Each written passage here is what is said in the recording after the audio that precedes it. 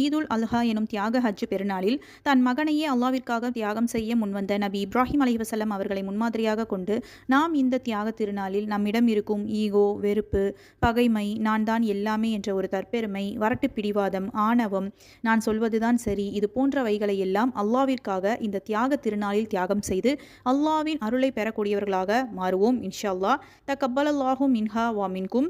அல்லாஹ் உங்களிடம் இருந்தும் நம்மிடம் இருந்தும் நற்செயல்களை ஏற்றுக்கொள்வானாக. ஆமீன். நம்மளுடைய அதாவது ஹஜ் பெருநாளுடைய தொழுகை முறையை பற்றி ஒரு சிறு குறிப்பு. சாப்பிட்டு விட்டு தான் திடலுக்கு வர வேண்டும். திடலில் தொழ வேண்டும். முன்பின் சுன்னத்துக்கள் இந்த பெருநாள் தொழுகைக்கு இல்லை. பாங்கு இகாமத் கிடையாது. மிம்பர் கிடையாது. திடலில் அல்லாஹ் அக்பர் என்று மனதிற்குள் தக்பீர் கூற வேண்டும். பெண்கள் திடலுக்கு வரலாம். ஒரு வழியில் சென்று மறு வழியில் திரும்புதல் வேண்டும். முதல் ரக்காத்தில் 7 தக்பீர்களும் 2ஆம் ரக்காத்தில் 5 தக்பீர்களும் கூற வேண்டும். பெருநாள் தினத்தில் பிரார்த்திக்க வேண்டும். இன்ஷா அல்லாஹ் இதை நம்ம பின்பற்றக்கூடியவங்களா இன்ஷா அல்லாஹ் இருக்கணும். அனைவருக்கும் ஈதுல் அல்ஹா தியாக திருநாள் நல்வாழ்த்துக்கள்.